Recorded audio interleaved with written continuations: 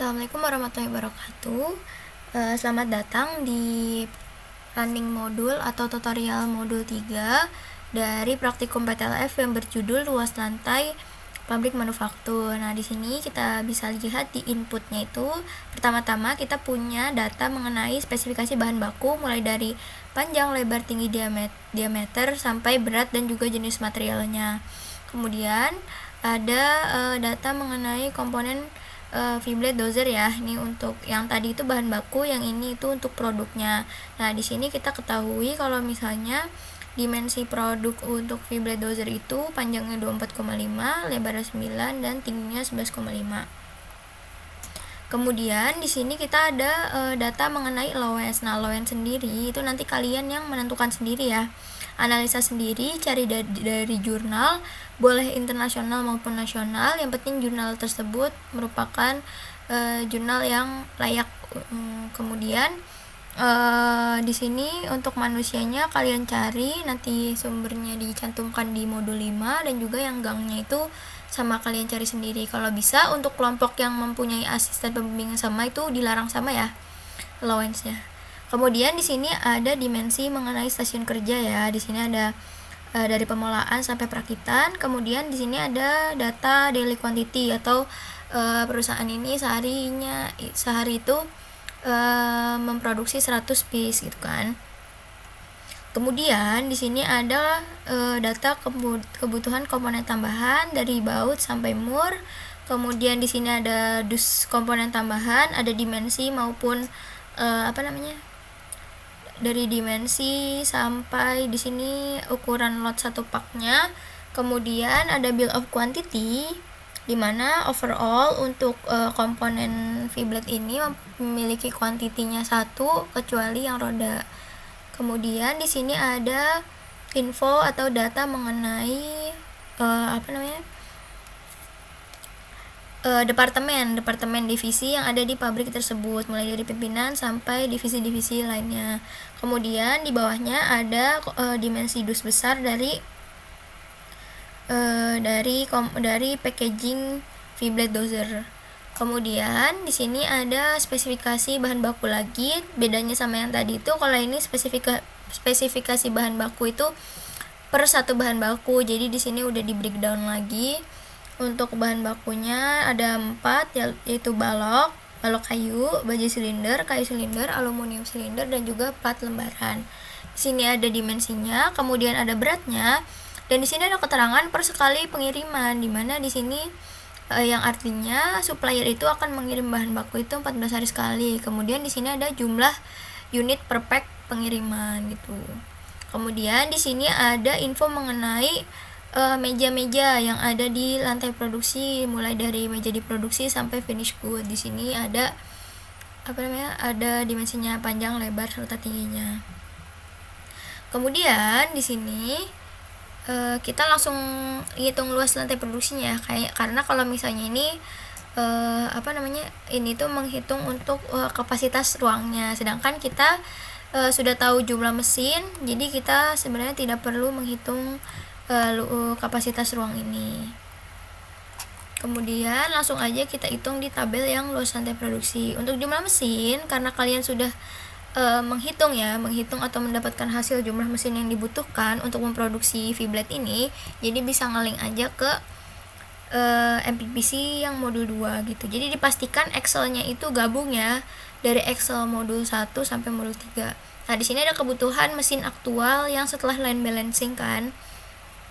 Kemudian setelah itu bisa di-link. Dan tinggal tarik ke bawah. Nah, setelah itu di sini ada ukuran panjang dan lebarnya. Ada di input data.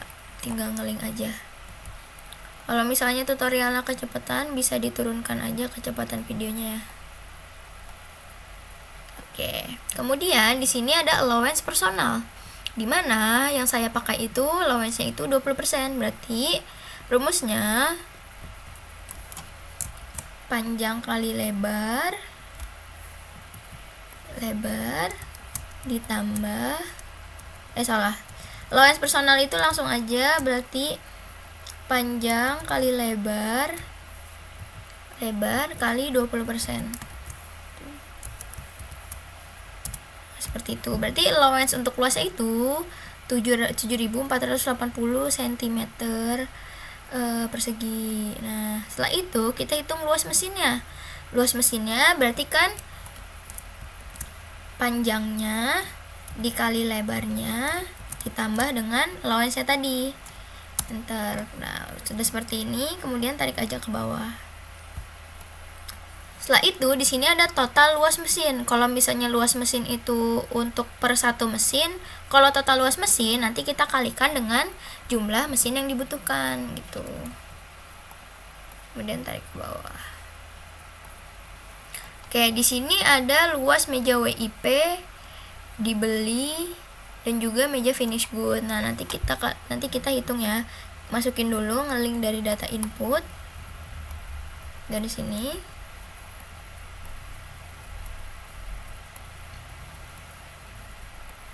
Oke, setelah itu kita hitung luasnya. Jadi untuk perhitungan luas ini sebenarnya basic ya, cuma panjang kali lebar, panjang kali lebar, panjang kali lebar gitu. Rumusnya nggak jauh-jauh dari itu.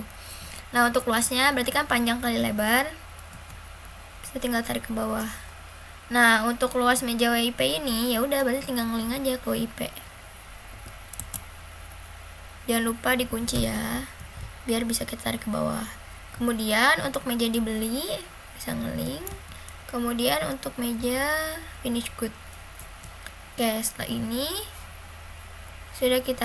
sudah kita hitung dan kita masukkan. Kemudian di sini ada luas stasiunnya. Berarti kalau luas stasiun keseluruhan berarti kan tinggal penjumlahan kan. Penjumlahan dari total luas mesin sampai finish good. Kemudian tinggal tarik aja ke bawah. Nah, untuk allowance gangnya sendiri yang tadi kita sudah tentukan yaitu 20%, berarti luas stasiun dikali 20%. Kemudian untuk total luas elemen kerja berarti luas stasiun ditambahkan dengan allowance gang. Nah, sudah kan? Nah, kalau misalnya yang total ini satuannya masih cm persegi, yang ini kita buat meter persegi yaitu dibagi 1000. Tuh. Kemudian untuk yang tabel yang kosong ini kita ngelink aja ke sini. Nah, setelah itu yang ini tinggal penjumlahan antara semuanya. Ini. Oke, berarti dibutuhkan untuk luas lantai produksi di perusahaan ini yaitu 116,27 meter persegi. Nah, setelah menghitung luas ini, kemudian kita pindah ke luas lantai perkantoran. Nah, dimana untuk jumlahnya itu karena bisa dilihat dari daily quantity-nya tadi ya, cuma 100. Jadi kita kategorikan bahwasanya perusahaan yang memproduksi Viblet ini merupakan perusahaan dengan skala kecil. Jadi untuk jumlahnya kita samaratakan aja 1. Kemudian untuk panjang dan lebarnya bisa ngelink ke input data tadi di sini.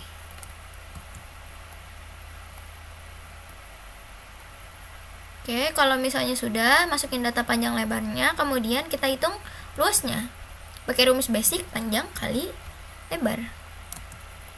Sudah dihitung luasnya, dihitung allowance-nya. Tadi berapa? Dikali 20%.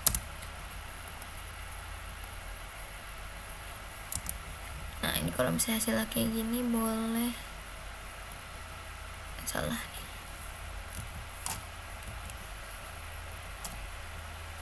Kali 20%.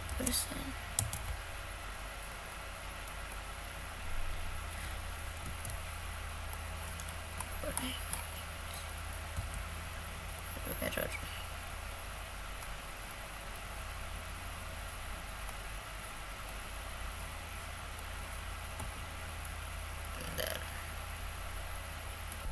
Oke, lanjut. Untuk rumusnya itu berarti tadi kembali lagi yang luas ini dikalikan 20%, kemudian tinggal tarik aja ke bawah. Sudah mendapatkan allowance-nya, kemudian kita hitung totalnya. Totalnya yaitu tinggal penjumlahan dari luas ditambahkan dengan allowance-nya. Kemudian di sini kita dapatkan satuan cm persegi, kemudian kita convert lagi ke meter persegi dibagi 10.000. Nah, kemudian untuk totalnya tinggal kita tambahkan seluruhnya. Nah, kemudian berarti untuk kebutuhan luas lantai perkantoran dibutuhkan ruang sebesar 52,08 meter persegi itu. Kemudian kita hitung luas gudang bahan baku atau storage-nya. Nah, di sini kalian harus masukkan data mengenai spesifikasi bahan baku yang ada ini per sekali pengiriman. Jadi tinggal ngeling aja ya ke yang input tadi. Nih, tinggal ngeling aja.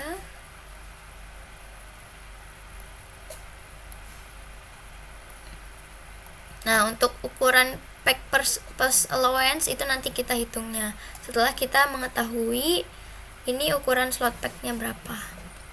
Nah, setelah itu kita menghitung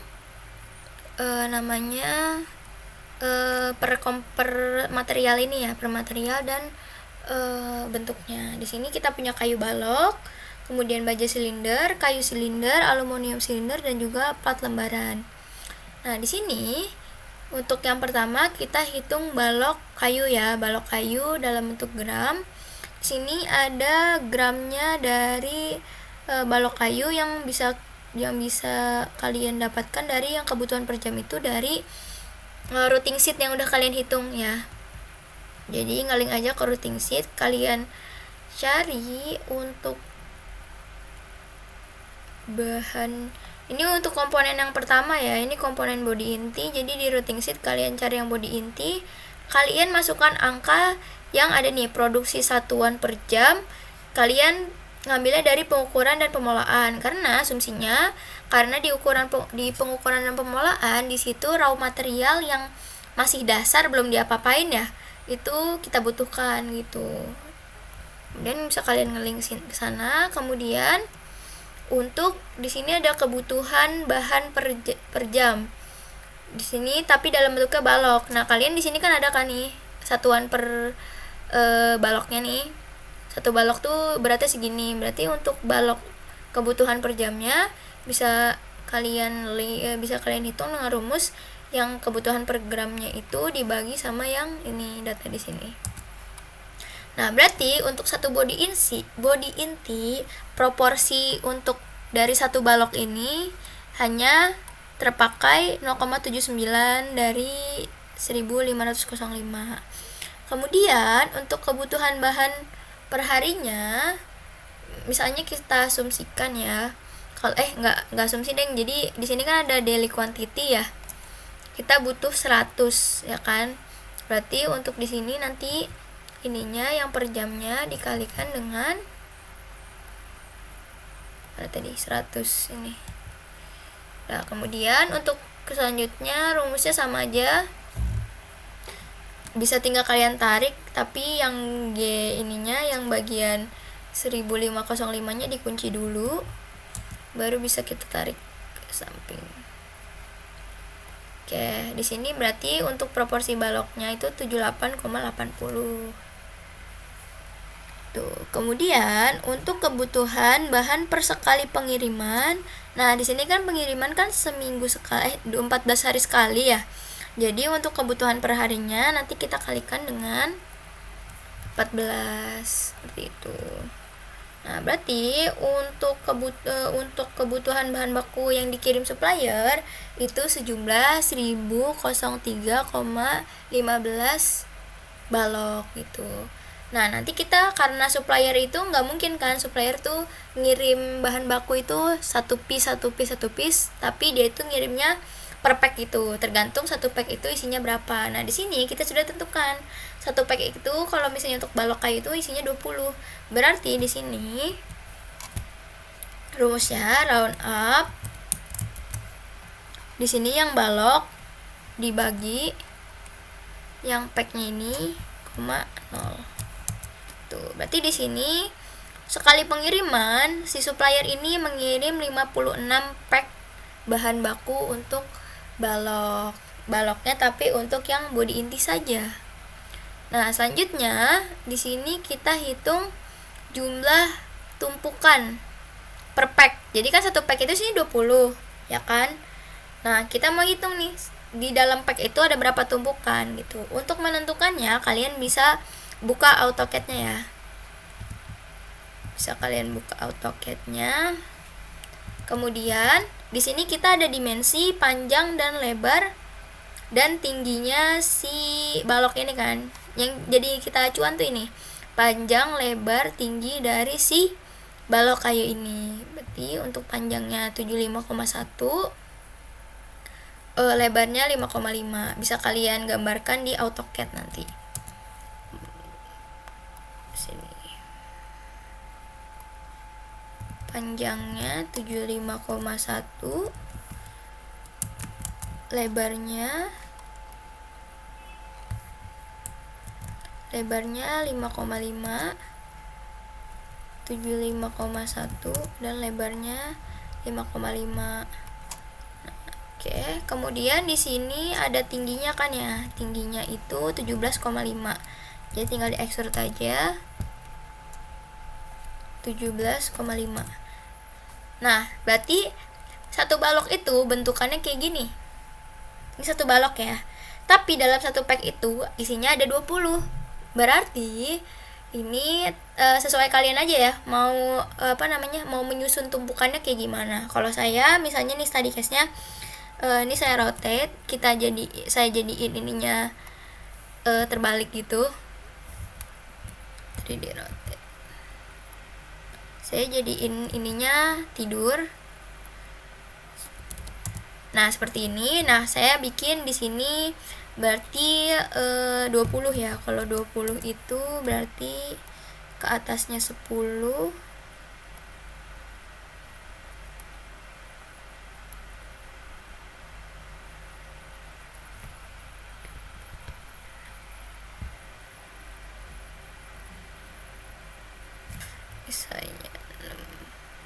Nah, biasanya saya 5 kayak gini. Bikin ke atasnya 5, berarti kalau misalnya ingin 20, ininya tinggal di copy ke samping 4 kali. Nah, di sini kita ada ukur. Ini kalau misalnya dalam satu pack itu isinya 20. Terserah kalian kalau misalnya ini baloknya ini mau dibikin berdiri, itu terserah kalian, kreativitas kalian menata si box ini si kayu ini di dalam boxnya. Kemudian di sini kita dapatkan kalau misalnya ukuran satu dus atau satu pack yang berisi 20 itu ukurannya segini. Nah, jadi acuan kita untuk menentukan tata letak tumpukan di dalam satu packnya itu berarti yang ini. Nah, untuk mengukur ukuran yang ada di rak nanti pakainya yang ini gitu. Nah, di sini kita ketahui dari yang saya tentukan tadi, untuk satu tumpukan itu nih, satu tumpukan isinya 4 produk, sedangkan untuk satu pack itu tumpukannya ada 5 gitu kan. Jadi 4 kali 5 jadi 20 gitu. Berarti untuk mengisi ini jumlah pack per tumpukan itu kalian hitungnya tadi kan ini unit ya, unitnya ya kan di dalam packnya. Nah, itu kalian bisa menghitung ukuran packnya di sini kan. Berarti ukuran packnya di sini kan tadi ke samping itu berapa? Ke samping itu 4 ya. Berarti panjangnya 1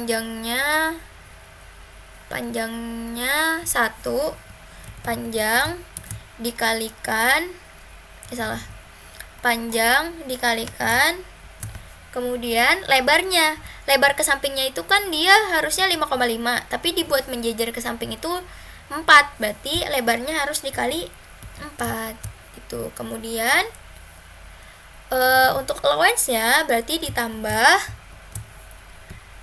panjang kali lebar kali 5 kali 20% gitu.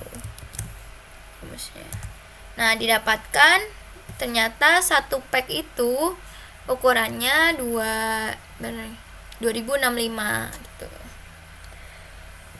Ini untuk yang balok kayu. Nah, dari balok kayu ini kita tentukan jumlah pack per tumpukan.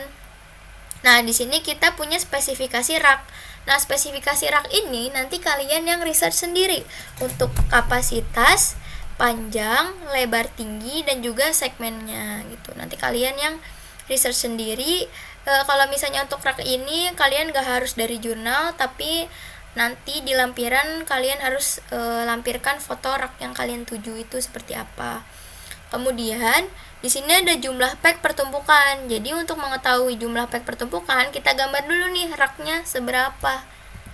Tuh, kita bikin asumsi, bikin kotak yang menggambarkan itu tuh rak yang akan kita pakai. Tuh. Tadi panjangnya itu 155, lebarnya 140, kemudian 155 140. Untuk tingginya sendiri dia ada 55 gitu kan. Nah, di sini kita mulai penataan si packnya ini. Dalam satu rak itu muatnya berapa.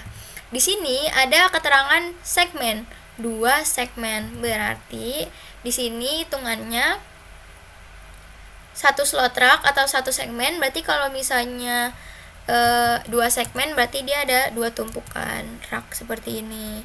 Jadi untuk satu slot rak, ini kan hitungannya satu slot rak ya, isinya 2 segmen gitu. Kemudian di sini kita bisa tata, terserah kalian mau natanya gimana, mau ini di rotate diberdiriin kah atau mau diturunin seperti ini juga boleh. Ini bisa kalian tata di dalamnya aja.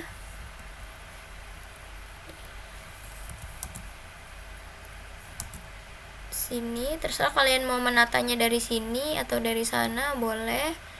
Nah, dari sini kita bisa menentukan, tinggal copy aja. Copy ke sini. Tuh masih muat kan? Berarti kalau misalnya dia mau jajar ke samping 3 udah nggak bisa karena dia melebihi rak. Nah, kalau misalnya mau ke belakang apakah masih bisa? Kita coba. Apakah bisa? Nah, ternyata bisa ya guys. Berarti dia ukurannya pas nih. Untuk satu rak itu isinya di sini satu tumpukan itu isinya 4. Nah, kemudian di sini apakah muat kalau misalnya kita tumpuk? Kemudian kita copy aja berarti. Nah, ternyata muat ditumpuk gitu. Berarti untuk satu slot rak atau satu segmen isinya 8. Berarti kalau misalnya segmennya ada 2, nanti berarti dikali 2, isinya 16. Nah, sekarang kita balik lagi ke Excel. Di sini dia nanya jumlah pack per tumpukan. Berapa pack satu tumpukan? Di sini kita hitung 1 2 3 4. 4 kan tadi. Ini kita bisa masukin 4. Kemudian di sini segmennya 2. Di sini jumlah tumpukan per misalnya nih, bukan slot rak, harusnya jumlah tumpukan per rak. Kalau slot rak kan berarti tadi udah ini kan, jumlah pack per tumpukan. Berarti kalau misalnya jumlah tumpukan per slot rak berarti tadi 4 dikali 2 karena satu slot itu isinya 2 segmen kan. Berarti di sini ada 8. Ya enggak? Kita lihat visualisasinya. 1 2 3 4 gitu kan. Berarti isinya salah. Tadi kan tumpukannya 2 ya, salah. Tumpukannya 2, berarti kalau misalnya segmennya ada 2, berarti tumpukannya ada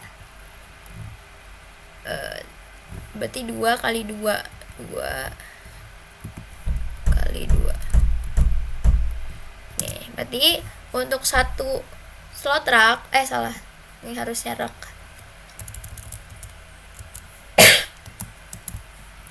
Jumlah tumpukan per rak karena segmennya ada 2 berarti 4, yang tadi ada 2 berarti di sini ada 4 tuh. Nah, kemudian untuk kebutuhan slot raknya kita butuh berapa? Kalau misalnya satu tumpukan atau satu tumpukan itu isinya 4 pack ini. Berarti di sini kita hitungnya sama dengan yang tadi, ini kan 56 pack dibagi dalam kurung Di sini kan kalian punya jumlah pack pertumbukan itu 4, ya kan? Dikalikan sama segmennya 2. Kemudian dikali ada berapa tumpukan? 1 slot rock. 4 kan? Kemudian tutup kurung, enter. Di sini kita butuhkan untuk slot rocknya itu kita hanya butuh berapa nih? 1,75 itu. Sorry guys, karena hasilnya janggal, jadi sepertinya ada yang salah. Oh ini nih, di bagian ini, sorry banget, di sini bener ya, slot rack, karena di sini slot rack untuk kebutuhan nanti perhitungan slotnya ini. Tuh, jadi di sini hasilnya 2.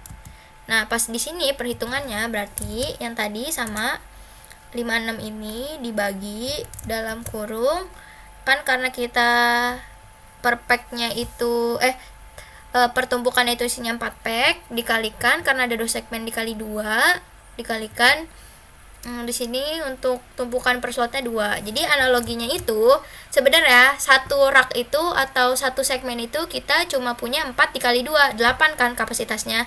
Karena dia ada segmen, berarti 8 kali 2 16. Berarti untuk kebutuhannya 56 dikali 56 dibagi 16, kayak gitu untuk analogi perhitungannya. Nah, enter. Nah, ternyata di sini kita butuhkan 3,5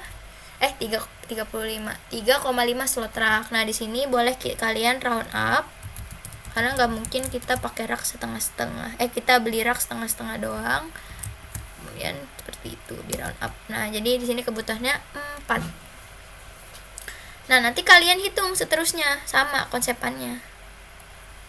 Sama yang di atas tadi. Kemudian di sini ada rekapitulasi untuk per materialnya. Di sini ada balok bla bla bla sampai plat lembaran. Nah, di sini untuk panjang lebar tingginya bisa kalian link aja dari sini, dari atas.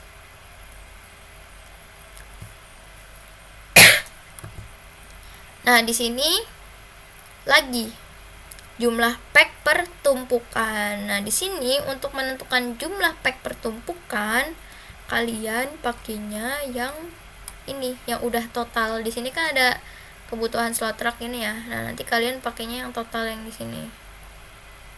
Jadi setelah kalian hitung tumpukan bla bla bla bla bla, kalian hitung di sini.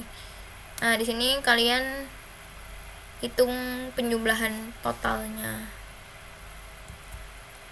Kemudian di sini ada jumlah tumpukan per slot rack. Sama, kalian nanti ngelink ke yang ini, sini paling bawah. Kemudian luas tumpukannya, berarti kalau misalnya luas tumpukan nih, coba deh kita hitung dulu deh ini biar kita bisa example satu bahan material. Berarti sama I'll be right back. Jadi saya selesaiin perhitungan ini dulu. Oke, di sini tadi ada ralat ya. Ternyata untuk perhitungan jumlahnya ini kita hitung di bagian sini. Kita hitungnya di sini. Nah, di sini untuk kebutuhan slot rack kita hitung untuk total packnya. Untuk balok kayu itu kita butuhkan berapa? Tinggal kalian sum. Ini yang 56, terus yang 31, 12 sama 28. Jadi di sini karena materialnya sama untuk 4 komponen ini, jadi untuk bahan bakunya kita jadikan 1. Jadi kita butuhkan 127 pack untuk pengiriman per 14 hari sekali. Nah, dari 127 ini sama, walaupun tadi ada kekeliruan perhitungan, tapi untuk penentuan packnya tadi konsepnya sama ya, sama yang ini. Berarti kita sudah dapatkan jumlah per pack, jumlah pack per tumpukannya itu berarti 4. Kemudian segmennya itu ada 2. Kemudian untuk jumlah tumpukan per slotnya itu berarti 2. Nah, setelah itu kita hitung untuk kebutuhan slot racknya. Salah di sini karena slot racknya kita udah segmen, berarti di sini kebutuhan rack. Oke, kebutuhan rack. Kemudian di sini kita hitung sama dengan rumusnya sama yang tadi ya. Ini yang total kebutuhan bahan per pengiriman dibagi yang ini 4 dikali 2 dikali 2 ini. Jangan lupa di round up biar pemakaiannya itu kita hitung satu rak. Nah, berarti dibutuhkan 8 rak. Nah, setelah itu berarti yang balik lagi ke sini jumlah pack pertumbukan. Jumlah pack pertumbukan kita link ke yang 4 ini. Untuk yang jumlah tumpukan per slot rak 2. Nah, kemudian untuk luas tumpukan. Nah, di sini bisa kita hitung. Kalau misalnya ke samping itu 2, ya kan, 2 ke samping, 2 ke belakang, berarti panjangnya dikalikan 2, lebarnya dikalikan berapa? Lebarnya dikalikan, di sini kan satu paket itu isinya 4, berarti 4 kali 2 8 gitu. Coba kita hitung pelan-pelan dulu ya. Luas tumpukan tadi panjang, ya kan, panjangnya harus dikali berapa? Kita lihat dulu nih materialnya. Satu pack itu panjangnya ke samping itu cuma 1, ya kan, panjangnya itu ke sini satu unit itu ke sini panjangnya 1, di sini ada 2, berarti dikalikan 2 untuk panjangnya. Kemudian dikalikan lagi ininya, luas lantainya. Luas lantai untuk ini nih, apa? Luas salah. Jadi tadi udah hitung panjang, sekarang kita hitung lebar. Kita hitung lebarnya. Lebarnya dikalikan berapa? Nah, ini kan lebarnya kan kita 5,5 itu satu unit ini kan. Sedangkan di sini 1 pack. Jadi kita hitung dulu lebar 1 pack itu berapa. Nah, di sini kan 1 unit itu 5,5. Berarti kalau saya kan ke belakangnya ini 4 ya. Berarti 5,5 kali 4. Itu untuk satu pack.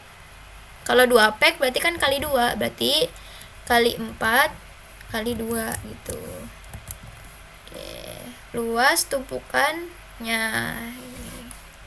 Untuk luas lantainya sama saja rumusnya.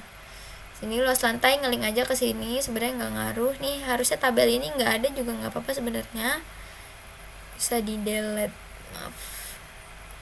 Oke, luas lantai ini. Jadi kita langsung ke allowance-nya seperti biasa dikalikan 20%. Oke, sudah dikalikan 20%. Kemudian luas lantainya tinggal ditambah gitu. Nah, berarti nanti untuk totalnya ini, di sini kan ada total cm sama total meter kan. Berarti di sini rumusnya seperti biasa, penjumlahan ini untuk di itu meter persegi, berarti ininya dibagi 10.000. Oke.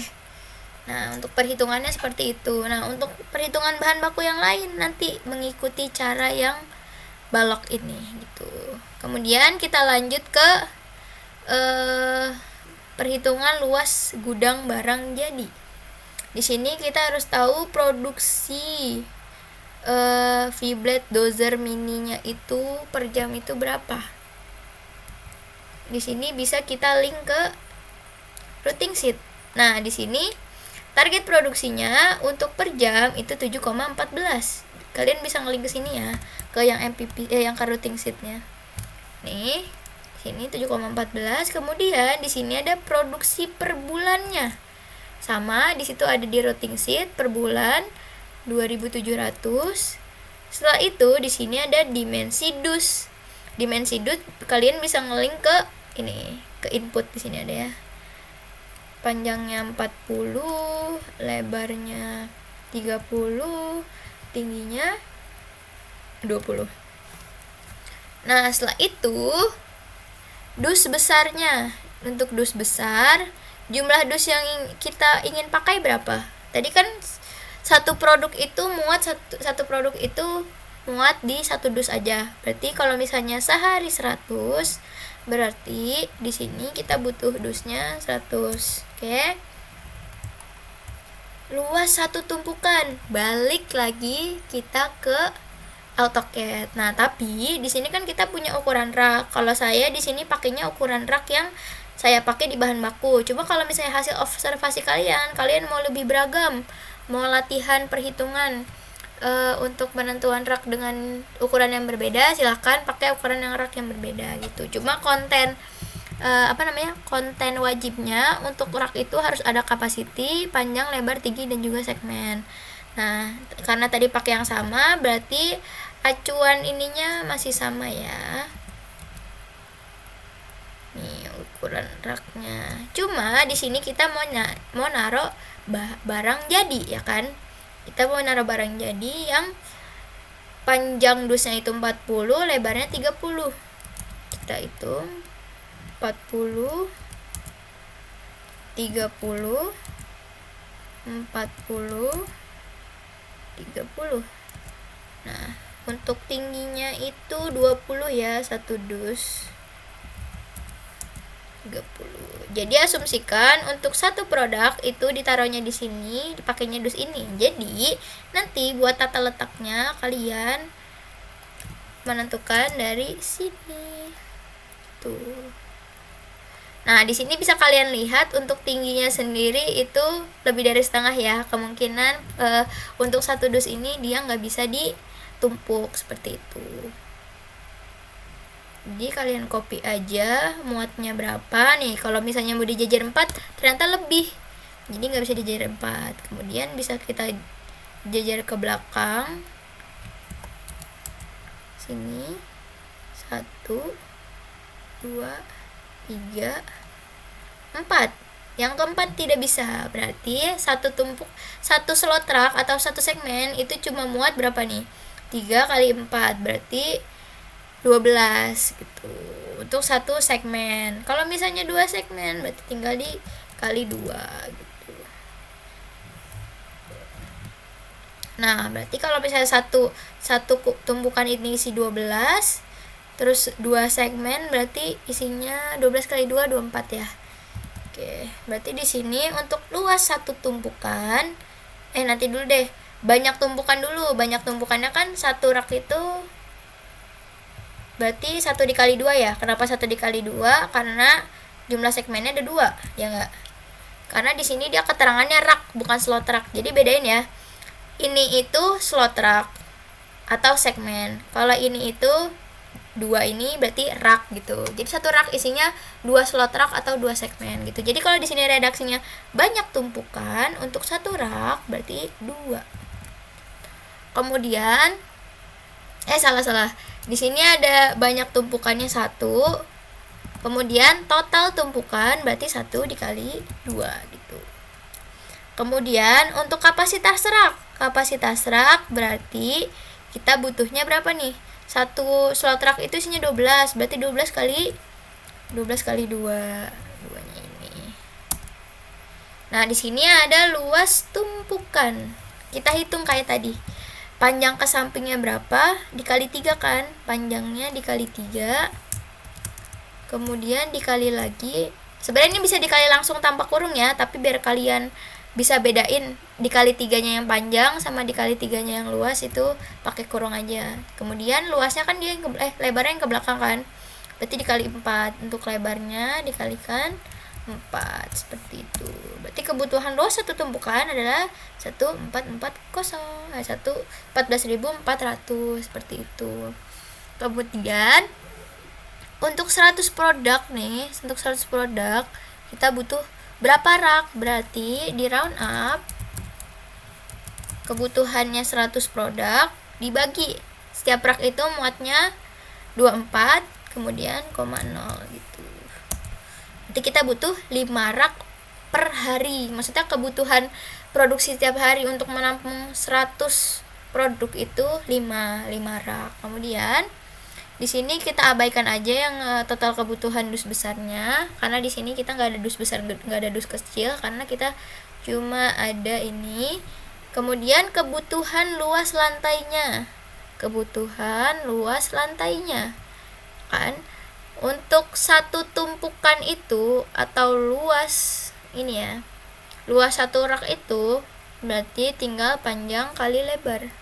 Karena tadi yang kita hitung tadi, kita tentukan tadi nggak ada yang melebihi rak kan? Nggak ada yang melebihi rak. Artinya panjang kali lebarnya atau luasnya itu sama dengan panjang rak. Lebar dan panjang rak gitu. Jadi kita pakai kebutuhan luas lantainya panjang kali lebar. Kemudian untuk kebutuhan yang ini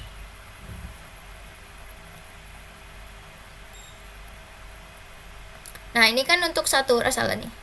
Ini kan tadi untuk 1 rak, sedangkan kita butuhnya 5 rak, berarti dikalikan 5 gitu.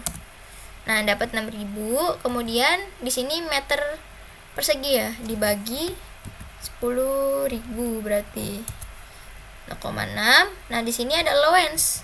Allowance-nya 20%, berarti 6.000 kali 20%. Terus yang ini juga dikali 20%. Nah, untuk perhitungan totalnya berarti luasnya ditambah allowance. Kan luasnya ditambah allowance. Berarti untuk warehouse sendiri untuk menampung kapasitas per hari itu segini tuh. Cuma kalau misalnya untuk laporan itu pakainya per bulan kan, karena per bulan kita lihat di routing sheet ini ya kan. Di sini 2700 bentar. Nah, di sini 1 hari itu 1 bulan itu isinya 27 hari kerja. Berarti nanti kalian mengikuti ya 3 hari maintenance. Nah, nanti kalian mengikuti asumsi yang ada di routing sheet kalian. Kalau di saya itu 27 hari kerja. Berarti di sini karena kapasitasnya 100 ya kan, jumlah dosnya 100, berarti kalau misalnya untuk menampung 1 bulan berarti 100 ini harus dikalikan 100 ini harus dikalikan dengan 27 tuh. Nah, di sini kita ketahui untuk menampung 1 bulan, produksi 1 bulan ya. Ini produksi 1 bulan 2700. Berarti kita perlukan luas lantainya 16,27 gitu. Yang penting hitung dulu yang tadi. Kalau misalnya ada perubahan dari jumlah dus ini kan mengikuti ini ya, daily quantity atau monthly quantity. Kalau misalnya kita mau lihatnya yang per bulan, jadi sisanya nanti mengikuti biasanya. Tuh ya, mungkin tutorial pada kali ini sudah selesai. Kalau misalnya ada yang ingin ditanyakan atau bingung, bisa tanyakan ke asisten pembimbing masing-masing atau bisa tanya ke saya, Anita Cempaka. Kurang lebihnya mohon maaf. Wassalamualaikum warahmatullahi wabarakatuh.